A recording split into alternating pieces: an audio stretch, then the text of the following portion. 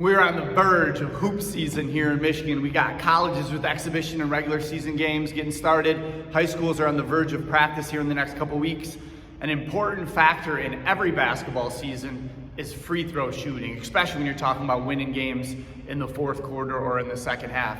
So at Make Shots, we work with 5 specific keys with players that we feel like have helped them sometimes significantly increase their free throw percentage.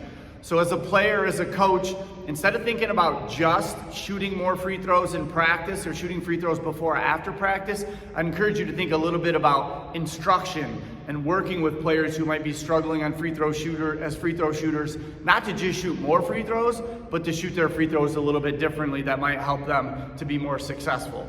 So first, we want to make sure when we get to the free throw line that we look down and we get the center of our hand in the center of the ball. So NBA shooting coach Dave Love says you have to take the center of your hand, shoot the center of the ball at the center of the rim to create the straightest line, as we want to avoid left and right misses.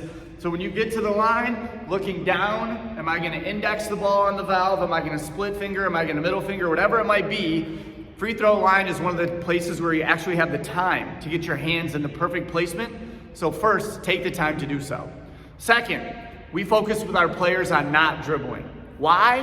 Well, there's a couple different reasons. One, why complicate the process? Things that are simple and repeatable are easier to produce makes. Number 2, at almost every level of basketball, as soon as you put the ball on the floor, shooting percentages decrease. It's harder to get timing, it's harder to get hand placement. So why would we do something that has been proven over time to decrease shooting percentage?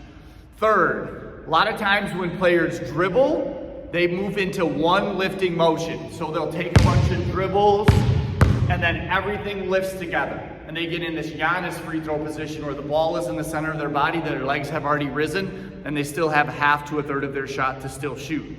So once you do that and get that one lifting motion, you're not gonna be powerful enough, or you're gonna have varied power and you'll often miss short or long. Next, oftentimes when players dribble, they start to shoot their free throw without their eyes looking up to the rim. What's the problem with that? If our eyes make contact with the rim too late, our brain can't tell our hands how hard to push the ball, and we're often gonna miss short or long because our eyes don't see the rim until that very last moment. So first, hand position. Number 2, don't dribble. Number 3, Mike Dunn does a great job of using these phrases of set your levels. So when you get to the line, eyes up, chest up, chin up, and my levels are set where my eyes can make contact to the rim. Fourth, we want to make sure that the ball moves first. So once we get into our free throw position, the ball is going to move, and then we're going to attach our legs instead of that one lifting free throw motion that Giannis gets into and produces a lot of air balls. And then fifth, we want to grab the center of the rim.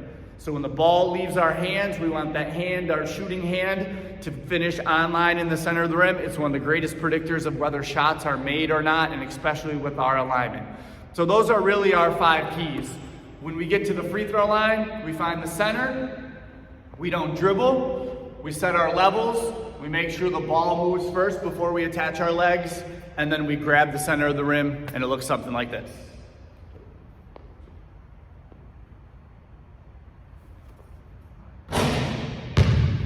5 free throw keys for Make Shots.